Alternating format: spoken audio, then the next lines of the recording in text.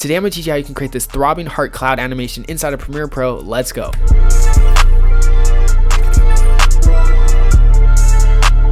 This effect is from the Ice Spice Did It First video, and it's actually really simple to recreate. We have our blank shot right here, which is an empty open sky. The first thing you're gonna do actually is just go straight to Google, and we're just literally gonna search up cloud heart or whatever cloud object you want. It could be any cloud shaped object. If you want like a circle, or squares, or whatever, you can do it with anything. So that's why I'm leaving it up to you. I found this image right here from FreePic, grabbed a screenshot and dragged it into Premiere Pro. Now that we have our picture right here, I'm just gonna go ahead and drag it onto our timeline. And what I'm gonna do first is I'm gonna go to my effects, search for the transform effect, and I'm just going to drag that to our screenshot. Go to my effects, go to the transform settings, unclick use composition shutter angle, and then I'm going to increase the shutter angle to like 150, 160, doesn't matter. And then what I'm going to do is I'm going to hit a keyframe at the scale.